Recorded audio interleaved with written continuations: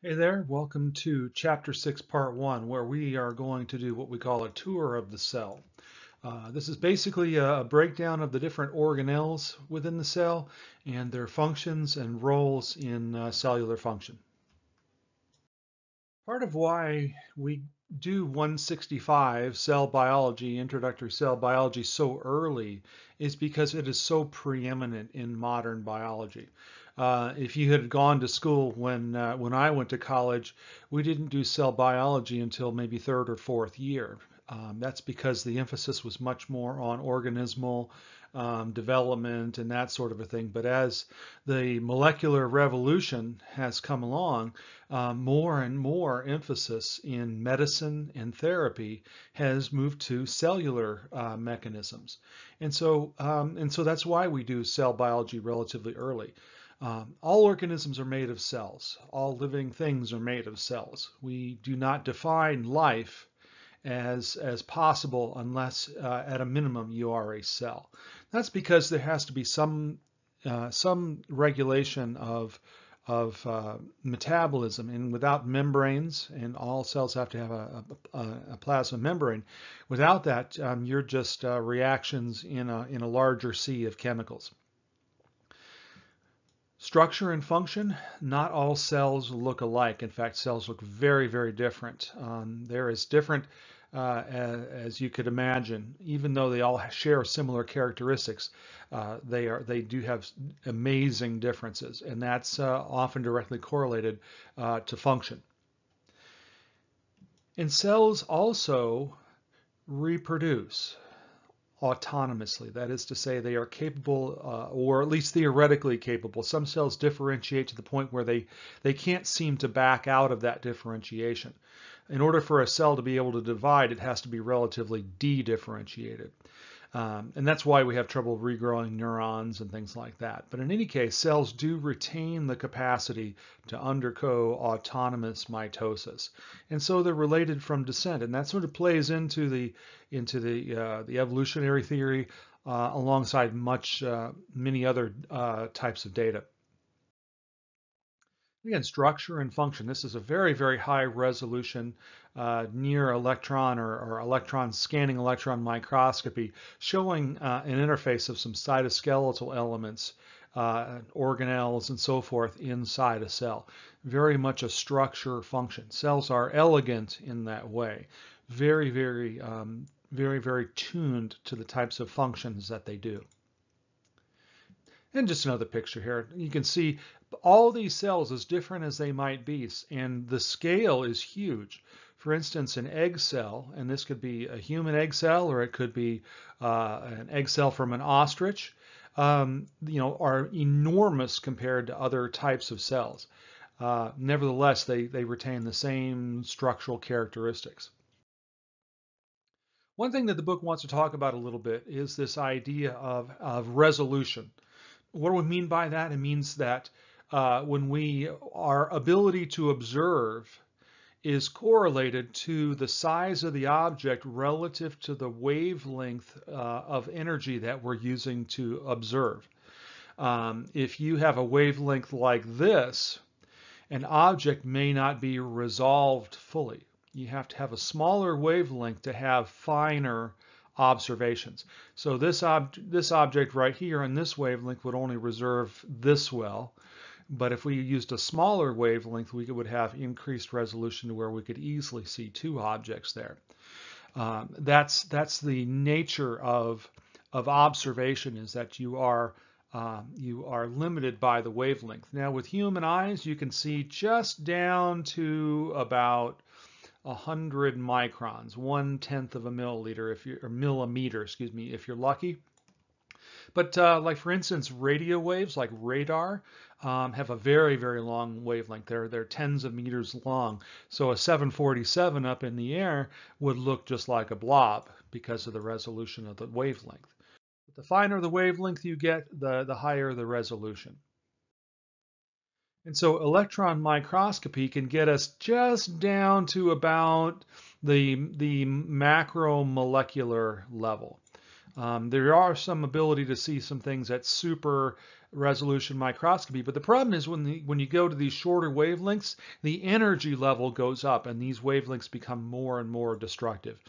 Even light, normal visual light, is somewhat destructive to cells, and so you have to take that into account when you're observing using light or higher wavelength or shorter wavelength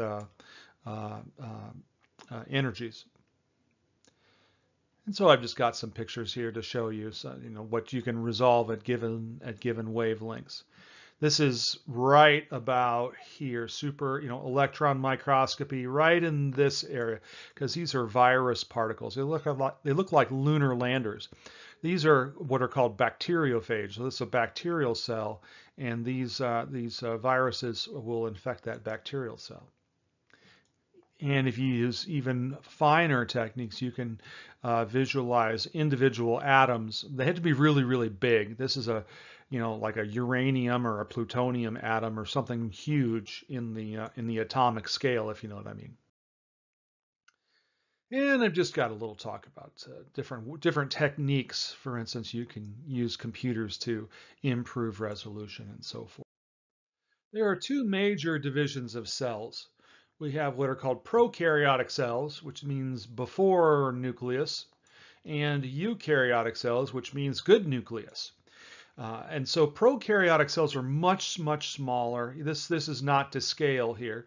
They're much, much smaller. They lack a nucleus, so they will have some organization there.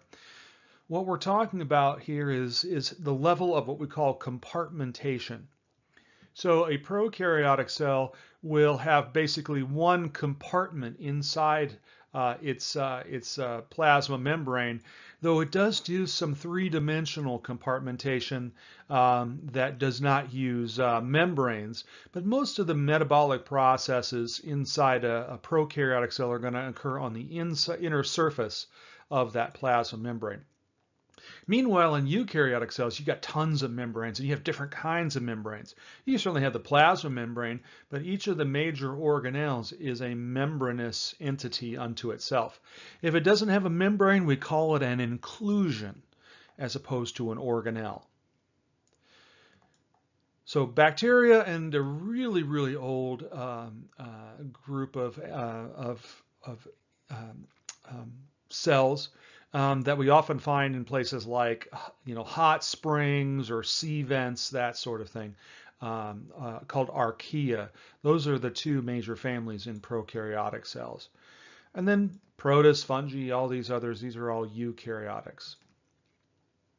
And so here's kind of a family tree down here showing you that protists are kind of unusual. They kind of have a combination of prokaryotic and eukaryotic characteristics, but they are formally eukaryotic.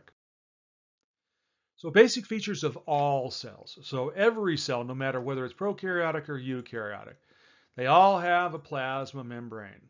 They all have cytosol, or you can call it cytoplasm, basically intracellular fluid.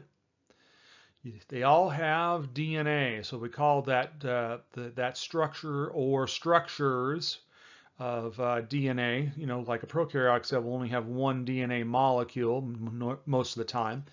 Eukaryotics have more than one molecule.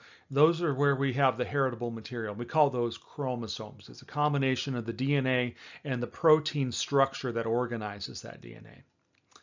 And then all cells, regardless of prokaryotic or eukaryotic, have inclusions known as ribosomes. This is a combination of nucleic acid and protein that translates mRNA into proteins.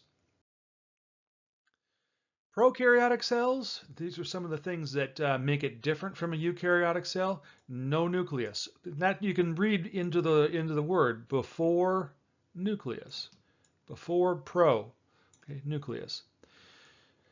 The DNA is in in a region that's enriched, and so it's kind of organelle-like, but it doesn't have a membrane, so it's not an organelle. We call that a nucleoid, and it's a combination of the DNA coiled up and folded and so forth, and structural and regulatory proteins in that structure, because you're always making mRNAs and regulating which genes are turned on and off and so forth. But no membrane-bound organelles. We have yet to find any type of an organism that does not have a nucleus that doesn't that has organelles. Okay, so as far as we know, prokaryotics have no organelles. They do have a plasma membrane. Some bacteria have cell walls. Some prokaryotes don't have cell walls. So a cell wall is not a requirement in a prokaryotic organism. Cell walls we find in plant cells, so it's not unique to prokaryotes. So cell wall would not be a correct answer if you said what makes a eukaryotic different from a prokaryotic. And these are just a couple of different types of bacteria, one with flagella and so forth. And they're showing you the electron microscope image of it here. Eukaryotics, that means it has a good nucleus. So we have an area of DNA and protein that's surrounded by a nuclear envelope that helps certainly compartmentalize that DNA, but also helps with the process of synthesizing proteins. We have membrane-bound organelles, and we're going to go through each of those as we progress here. And we also have cytoplasm. That's not unique to eukaryotics, but all cells do. And here's a bacterial here, cyanobacterium. That looks like a nucleus, but it's not. It is actually a vacuole. Okay. Here's E. coli. See, this is a better to scale, if you will.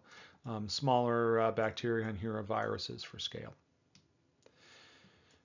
And because of that compartmentation, because of that increased complexity of the internal structures, you're not reliant on the plasma membrane quite as much for every single biochemical process.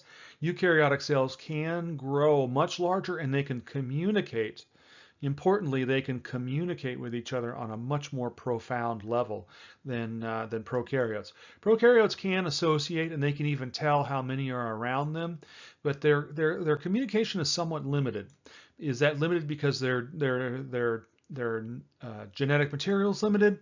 Hard to say, but they really don't have that true communication between cells that eukaryotes do. And all cells, like we mentioned, prokaryotic and eukaryotic, have to have a membrane, a plasma membrane, to separate it from the external environment. And the point of having a plasma membrane is to facilitate metabolic reactions so that they don't just, reactants don't drift away, but also to facilitate regulated exchange. Really, really, really interesting experiment a few years ago where they had they had a bunch of proteins from a metabolic pathway, and they had the precursor, which would be reacted by one protein, and then that product would be reacted by the second and third and so forth. Well, they incubated them all together, just the precursor and the proteins, and nothing happened. But when they put the proteins into individual vesicles, so they encapsulated protein A in one vesicle and protein B in another vesicle and protein C and so forth, and then they put that precursor in, and that precursor could diffuse through membranes, guess what happened? They started to see metabolic pathways go forward. And so regulated exchange is an important aspect of regulating chemical reactions. It's a phospholipid bilayer, and we've talked about this before, with proteins either embedded in or associated around the membrane. Some proteins go all the way across. And here's a little tip for you. These blue things here, these sort of hexagonal structures, those are carbohydrates. And if you see carbohydrates like this, you know instantaneously that this is the exterior of the cell. One of the most important functions of carbohydrates is cell-cell identification, recognizing self and non-self. If you have type A blood, you have a certain kind of carbohydrate protein chain on the outside of your red blood cells. If you have type B blood, you have a different type of carbohydrate protein chain on the outside. If you have O, you have neither, okay? And then the plus and minuses are a different one. It's called the rhesus factor. So if you're plus for rhesus factor, you have yet another carbohydrate protein chain. But you can spot the outside of a cell instantly by finding the carbohydrates.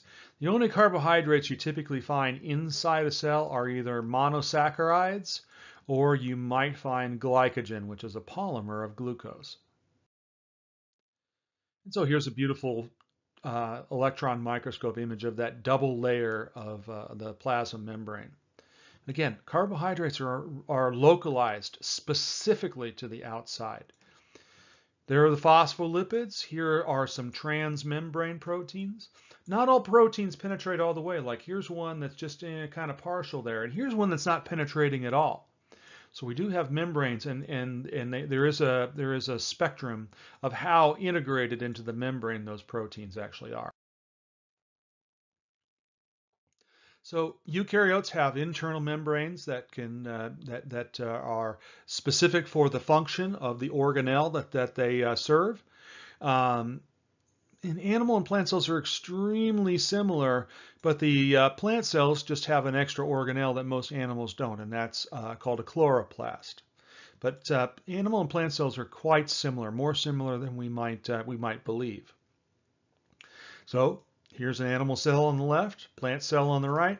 Plant cells will generally have a cell wall of some kind that animal cells won't, though fungi have cell walls and they don't have chloroplasts. So chloroplast is one of the big organelles that an animal cell won't have. You should get to know all of these terms. If you are, just like the anatomy of a human body, you should get to know these. If you have any interest whatsoever in healthcare, these are all basically medical terms that are important to know. For instance, you have to know about flagellum if you're interested in fertility, because the only human cell that has a flagella is a human sperm. You have to know about all these things because there are disorders of all of these things that are well-known diseases. Okay, lysosomal disease, very, very notable in certain type lysosomal storage syndrome. Mitochondrial diseases. There are actually people in this world who have 3 genetic parents. That's because the child received a donor mitochondria from a donor that contains DNA from that donor. So they have their parental DNA, but they have their donor mitochondrial DNA.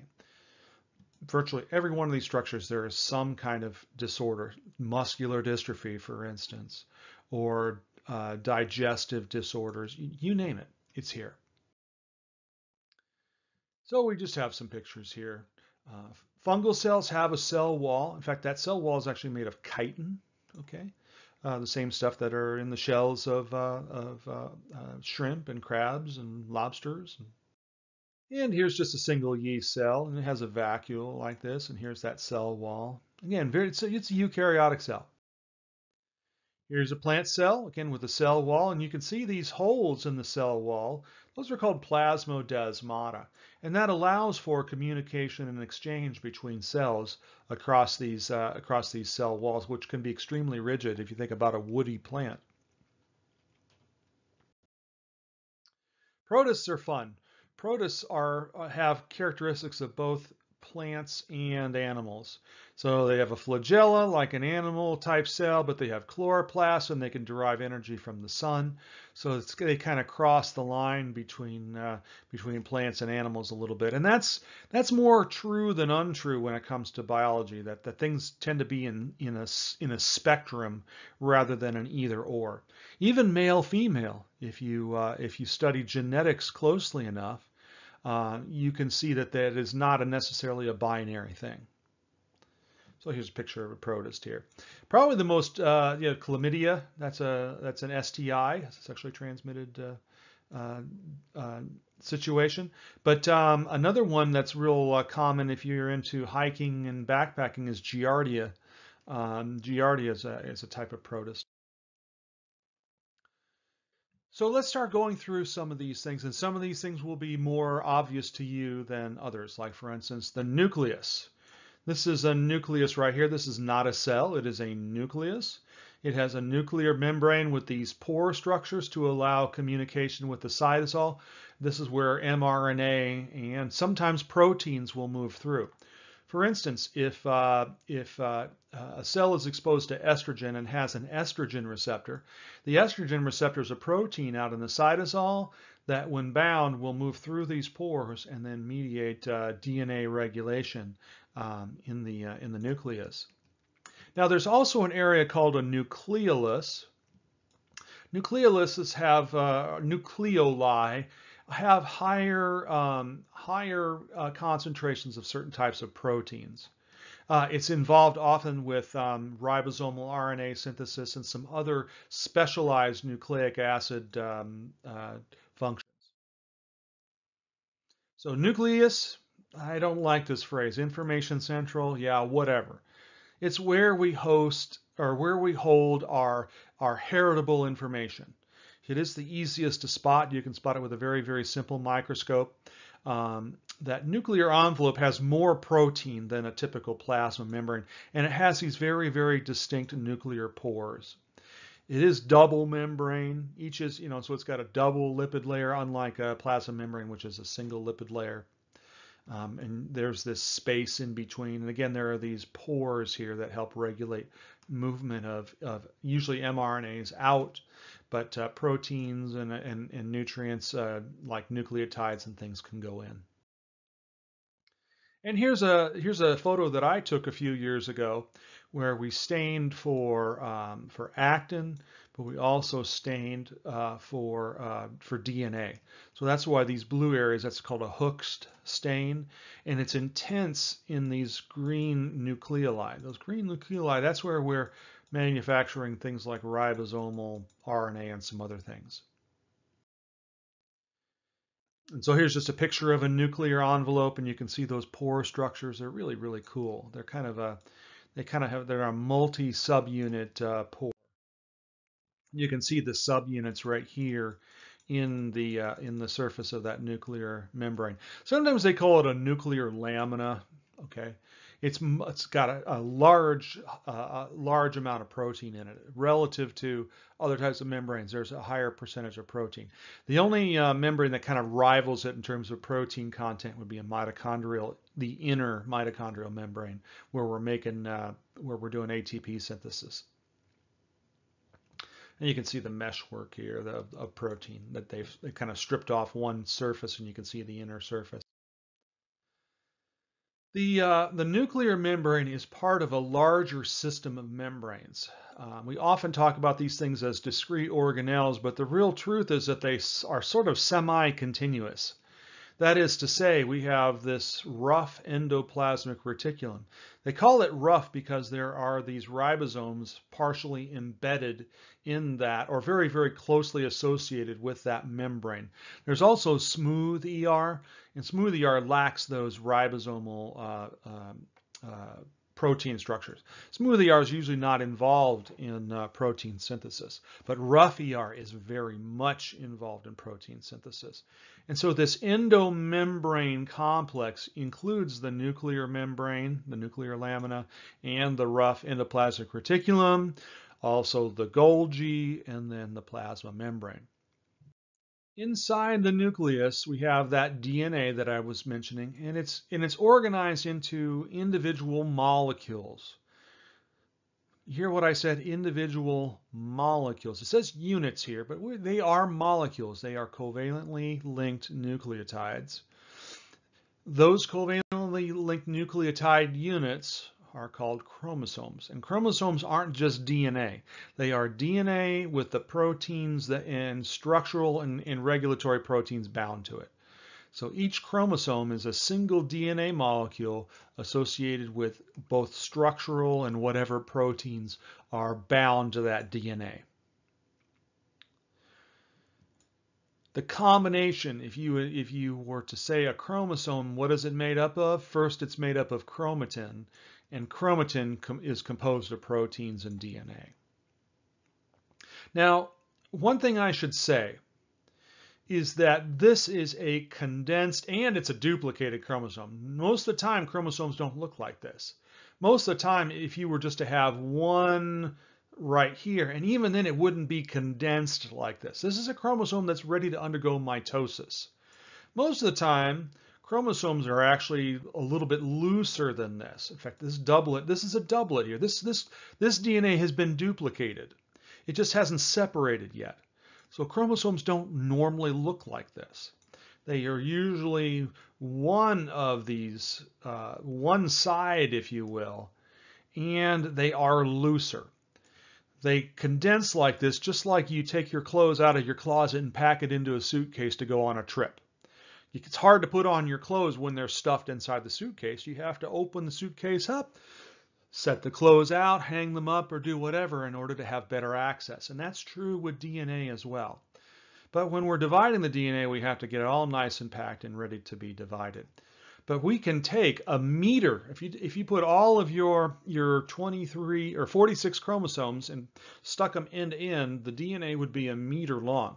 And that requires a lot of organization. So here's the double helix right here, and we loop it around a few times on these proteins called histones, like beads on a string, and then we stack the beads on the string like that, and then we have that string of beads, and we start folding it and twisting it and folding it and twisting it, adding proteins all the while until it becomes what we call chromatin. So chromatin condenses during periods of cell division as the cell prepares to divide, just like you're packing your clothes to go travel somewhere. And like I said, nucleus is a specialized area. That's where we're synthesizing these special RNA molecules. Most DNA is involved with making mRNAs or regulating mRNAs. But those nucleoli are in areas of the DNA that are involved with making ribosomal. It's a special kind of a catalytic RNA that's used in protein synthesis. So now let's switch to ribosomes. Just a quick thing here. We're gonna cover this a little bit more. Just like that endomembrane complex, I kind of breezed through that earlier, and sorry about that. But we'll cover that in more detail later. So here's sort of a picture of it right here. So here's the nucleus, and here's the rough ER, and then you'd have Golgi out here, and then you'd finally have the plasma membrane. Kind of look here on the overall scale here. In any case, ribosomes are not organelles. They are inclusions.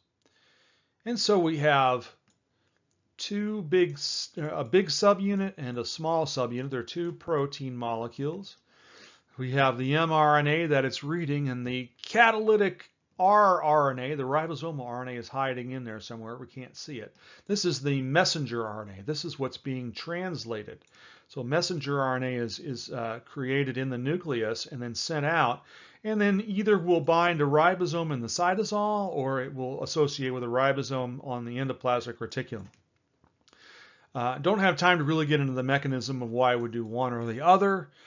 Short answer is targeting sequences, but I'm not going to test you on that. In any case, ribosomes will scan and read the RNA, create a peptide sequence that gets folded, as we've talked about in the biomolecules. Like I said, they can carry it out in two locations. They can do it in the cytosol. We call those free ribosomes. These are proteins that are going to be generally either restricted to the cytosol, or maybe they'll be moved to the nucleus. It's just hard to say. The rough ER proteins are often involved with proteins that are going to be associated with the plasma membrane or on the surface of another membrane somewhere. What we're doing is we're embedding the proteins as we synthesize them. And so here's a picture of some rough ER, and you can see the ribosomes. There are some free ribosomes out here, you know, that sort of a thing. It's a very, very busy place. Lots of ribosomes on that inner surface, you know, that surface of the ribosomal rough ER membrane. And again, large protein subunit, small protein subunit. You would have mRNA, and then the only other ingredient that you would need would be the transfer RNAs. But again, that's a little bit ahead of where we need to be right now. And we're going to conclude right now. We're just hitting 30 minutes. So this is the end of part 1, and I will hopefully see you in part 2, where we continue our tour of the cell. Thanks for your time, and as always, if you have questions, need clarifications, please don't hesitate to ask. I'll be more than happy to help you in any way that I can. Thanks again. Bye.